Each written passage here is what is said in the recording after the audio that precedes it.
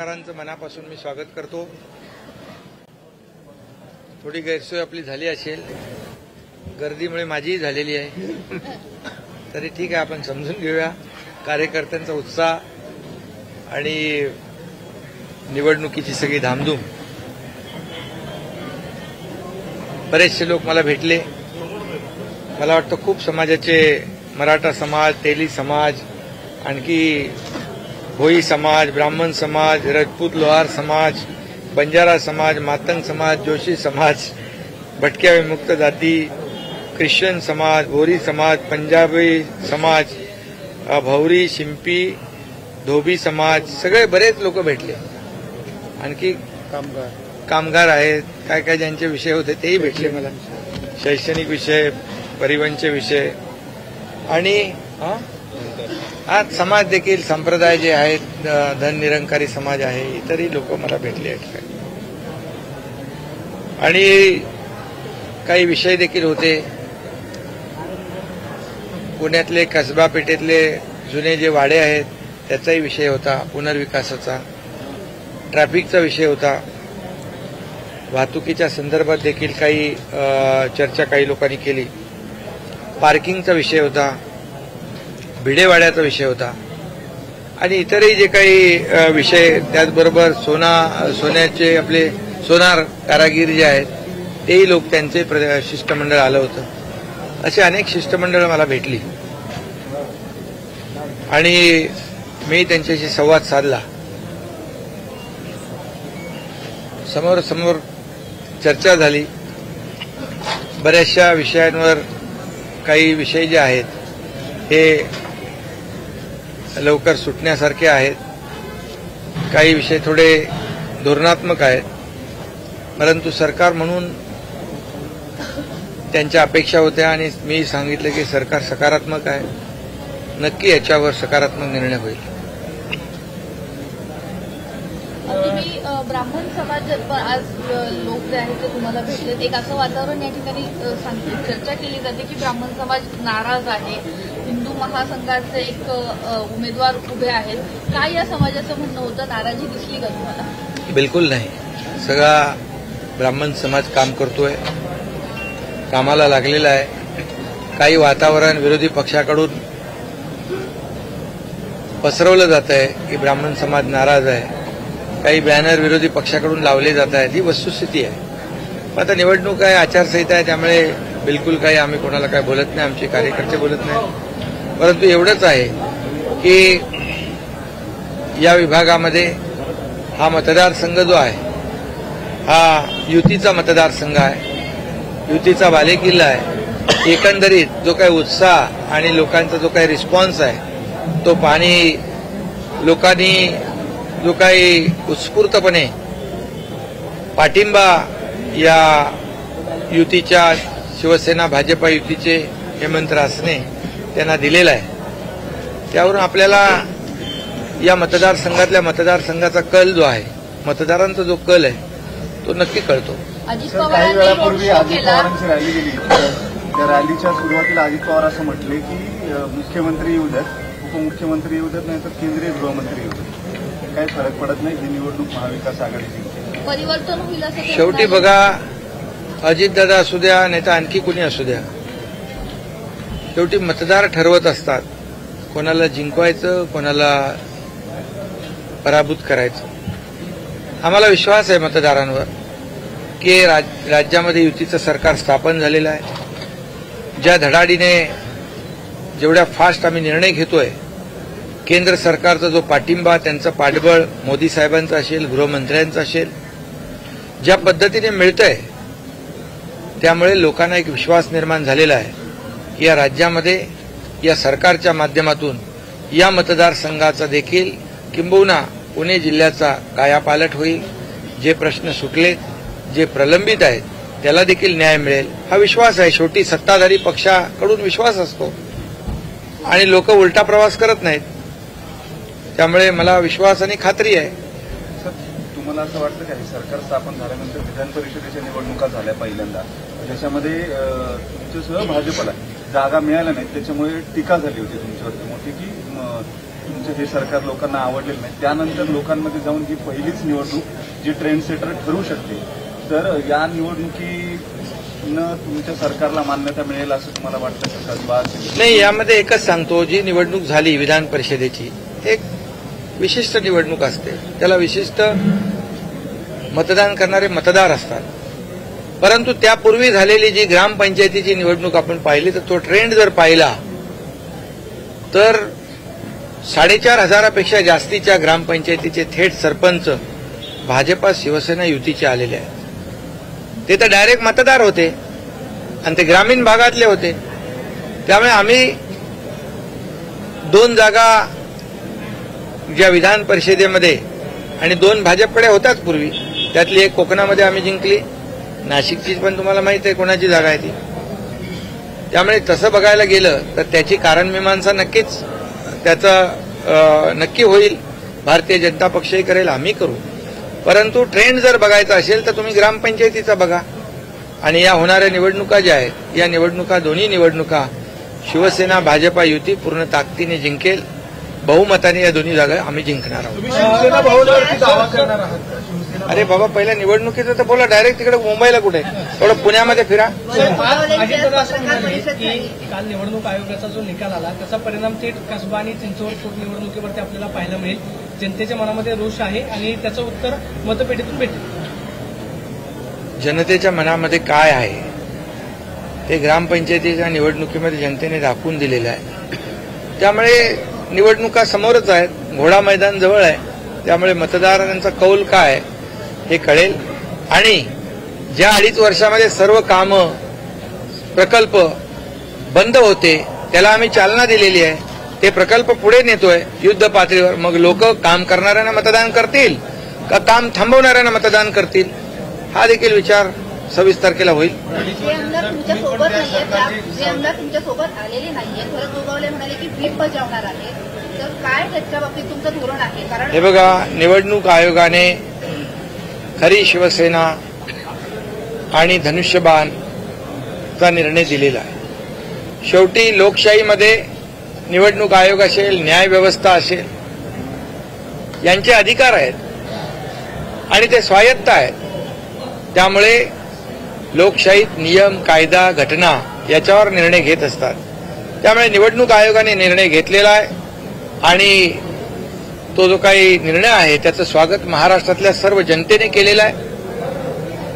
जर निकाल आपल्या बाजूने लागला तर ती न्यायव्यवस्था किंबहुना ती निवडणूक आयोग चांगला आहे आणि निकाल विपरीत लागला तर मग त्याच्यावर आरोप करायचे, हे काही मला वाटतं म्हणजे आपल्या फायद्याचं असेल ते चांगलं आणि आपल्या विरुद्ध गेलं की ते समोरची व्यवस्था चुकीची, असं म्हणणं योग्य नाही. मी एवढंच सांगतो की जो निर्णय दिलेला आहे तो मेरिटवर दिलेला आहे.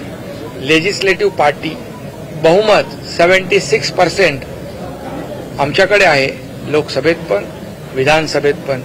आणि लाखो ॲफिडेव्हिट्स आहेत आणि जी ॲफिडेव्हिट समोरून दाखल झाली होती ती खोटी, बोगस म्हणून त्याच्यावर गुन्हे देखील दाखल झालेले आहेत, हेही आपल्याला सगळ्यांना माहीत आहे.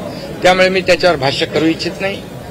बिलकुल मेरिटवर निर्णय झाला आणि आमची अपेक्षा आहे जे काही निर्णय आहेत ते मेरिटवर व्हावेत, कायद्याने, नियमाने, घटनात्मक ज्या बाबी आहेत त्याप्रमाणे. 2000 करोड़ का आरोप लगाया है उद्धव ठाकरे ने. संजय राऊतांनी आरोप केलेला आहे. 2000 करोड़ का आरोप लगाया है. 15 आमदारांनी आपले कोणी संपर्कात आहेत का आपल्यावरती? ते तुम्हाला आता लगेच कशाला सांगू मी. सर, काल अनिल कोशेर यांनी एबीपी माझाला एक मुलाखत दिली आहे, त्यामध्ये ते असं म्हटलं की पहाटेचा जो शपथविधी झाला तर अजित पवारांनी फडणवीसांना सांगितलं होतं आणि अजित पवारांना ते सगळं माहीत होतं. हे आणि ते म्हटलं की महाविकास आघाडीकडून त्यावेळी राज्यपाल जे असताना त्यांच्यावरती दबाव होता, त्यांना काम करून दिलं जात नव्हतं. तुम्ही त्या सरकारमध्ये होता, तुम्हाला काय अनुभव? सरकारमध्ये होतो, मुख्यमंत्री नव्हतो मी. आता मी मुख्यमंत्री आहे. जे सर्व जनतेच्या हिताचे निर्णय मी घेतोय, आमचं सरकार घेत आहे. मी आहे, उपमुख्यमंत्री देवेंद्रजी आहेत. आमचा एकही निर्णय बघा तुम्ही गेल्या 6-7 महिन्यामध्ये सर्व निर्णय जनतेच्या हिताचे आहेत. आमचा कुठलाही पर्सनल अजेंडा नाही. या राज्याचा सर्वांगीण विकासाभिमुख सरकार आहे. आपल्याला माहित आहे सर्व मेट्रोचे प्रकल्प रखडवले होते, त्याच्यावर खोडा घातला होता, ते सगळे काढले आम्ही, सगळ्यांना मान्यता दिली. काम सुरू झालं. हजारो कोटी रुपये आम्ही वाचवले, जे कुणाच्या तरी इगोमुळे, हट्टामुळे ते पब्लिकचे पैसे वाया जाणार होते, ते आम्ही निर्णय घेतले. धडाधड आम्ही उद्घाटन करतोय, लोकार्पण करतोय, भूमिपूजन करतोय, मुंबईला बदलतोय, शहर बदलतोय, सगळ्या गोष्टी आम्ही सुशोभित करतोय, स्वच्छ करतोय. हे सगळं जे काय चालू आहे सगळं दबाव होता का? कोणाचं कोश्यारी कोणाचं त्या काळामध्ये आता जाऊ द्या, तो विषय आता संपलेला आहे. आता त्यांचा विमानातून देखील त्यांना उतरण्याची पाळी त्यावेळेस कोणी आणली ते तुम्हाला माहित आहे. आता ते जाऊ द्या, आता तो झालं, आता त्यांनी चांगलं काम केलं. 2000 करोड़ का जो आरोप, 2000 करोड़ का जो आरोप लगा उसमें क्या बोलताना असं म्हणाले की मी आज एकनाथ शिंदेचा उल्लेख जो आहे तो आता शिवसेना नेता म्हणून करू शकतो. म्हणजे त्यांनी स्पष्टपणे सांगितलं, असंही म्हटले की जे दगा देतात त्यांना त्याची शिक्षा मिळाली पाहिजे. ते कदाचित शिवसेना आणि धनुष्यबाणाच्या रूपाने मिळाले, अशी कदाचित टीका जी आहे ती राजकीय वर्तुळामध्ये केली जाते. बरोबर आहे. ज्यांनी दगा दिला त्यांना धडा शिकवा. म्हणजे ज्यांनी युती म्हणून निवडणूक लढवली, मतदारांची मतं घेतली, शिवसेना भाजप युती म्हणून, एकीकडे बाळासाहेबांचा फोटो लावला, मोदी साहेबांचा फोटो लावला, आणि सरकार जेव्हा समविचारी पक्षाबरोबर ज्यांच्याबरोबर आपण निवडणूक लढवली त्यांच्यावर सरकार स्थापन करायला पाहिजे होतं. परंतु सत्तेसाठी, खुर्चीसाठी जे बाळासाहेबांच्या विचाराला तिलांजली देऊन काँग्रेस एनसीपी बरोबर सरकार स्थापन केलं, याच्या बाबतीत त्यांना बोलायचं होतं. आणि ते बरं आहे, जनता सुज्ञ आहे महाराष्ट्रातली, आणि महाराष्ट्रातली जनता योग्य वेळी योग्य निर्णय घेते.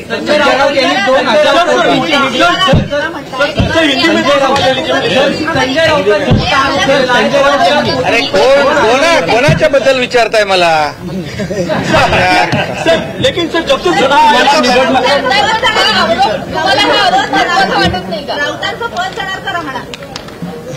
सगळं आजच सांगू.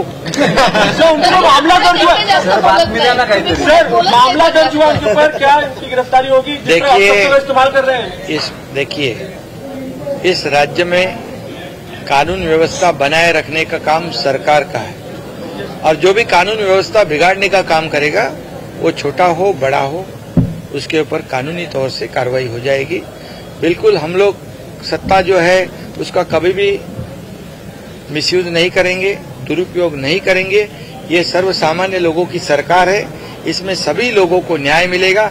लेकिन कोई ऐसा अगर काम करता होगा लोगों को भड़काने का या कानून व्यवस्था बिगाड़ने का, तो पुलिस है, गृह विभाग है, हमारे गृह मंत्री देवेंद्र फडणवीस जी है, जिन्होंने 5 साल मुख्यमंत्री के नाते काम किया. बहुत ही वो एक उसमें उनका अनुभव है, वो बराबर सब कानून व्यवस्था बरोबर नाव आणि चिन्ह तुम्हाला मिळालं, नाव आणि चिन्ह वापरलं जातंय. हे बघा, नियमानुसार शिवसेना आणि धनुष्यबाणाचा निर्णय निवडणूक आयोगाने घेतलेला आहे. त्याप्रमाणे विधिमंडळातलं जे कार्यालय आहे ते शिवसेनेचं आहे.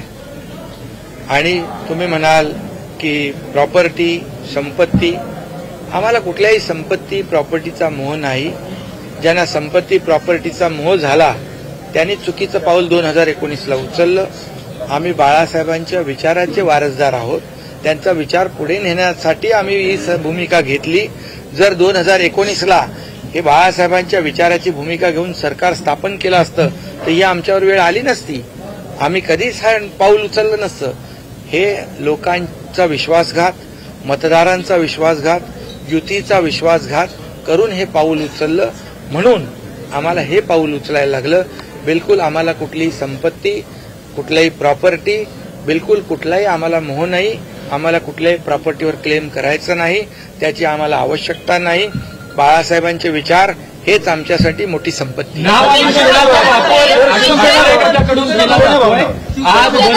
अरे मी सांगितलं ना तुम्हाला, आम्हाला बाळासाहेबांचे विचार, दिघे साहेबांचे विचार हीच आमची संपत्ती आहे. आम्हाला काही नको. कधी या एकनाथ शिंदेनी कोणाचं घेतलं नाही, आतापर्यंत देतच आलेलो आहे. त्यामुळे असं कुठलंही तुम्ही बिलकुल कोणी काही सांगितलं तरी सुद्धा मी स्वतः अधिकृतपणे सांगतोय की कुठल्याही संपत्तीवर, कुठल्याही प्रॉपर्टीवर आमचा दावा नाही. ठाकरे गटाकडून वापरलं जातंय. आज एक एमपीएससीच्या विद्यार्थ्यांसाठी पत्र काढलं गेलं, त्यावर शिवसेनेच्या धनुष्यबाणाचा लेटर हेडवर उपयोग केला गेला. बघा, राजकारणामध्ये, समाजकारण राजकारणामध्ये प्रत्येकाने वस्तुस्थिती स्वीकारली पाहिजे.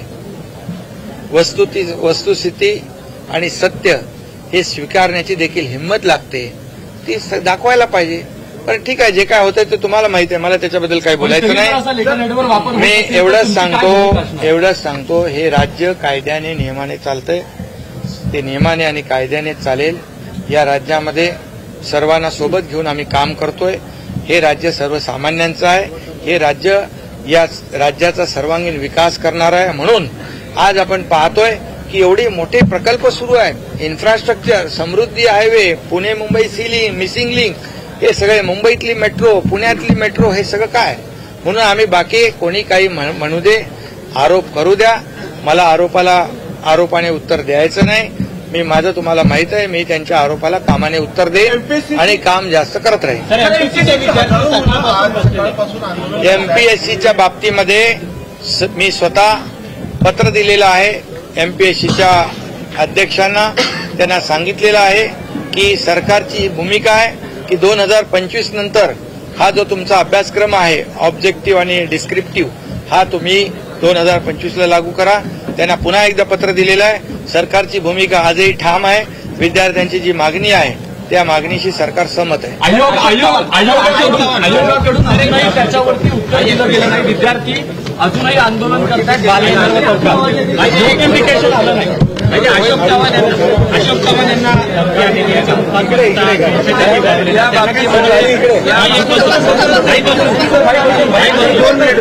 त्यांनी एसपींना पत्र लिहिलंय का? माजी मुख्यमंत्री अशोक चव्हाण यांच्याशी मी स्वतः बोललेलो आहे. त्याचबरोबर या राज्याचे पोलीस महासंचालक यांच्याशी माझं बोलणं झालेलं आहे. अशोक चव्हाण यांना जी काही त्यांच्या बाबतीमध्ये जी घटना घडलेली आहे त्याचा सखोल त्याची चौकशी करण्याच्या सूचना, निर्देश मी पोलीस महासंचालकांना दिलेत आणि त्यांच्या सुरक्षेची काळजी देखील घेण्याच्या सूचना मी दिलेल्या आहेत. सर, जितेंद्र आव्हाडांसहित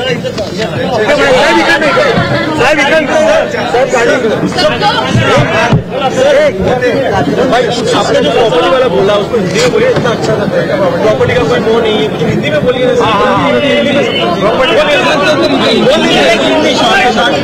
एकदम शॉर्ट बोलिए सर, हिंदी में बोल दीजिए सवाल. अरे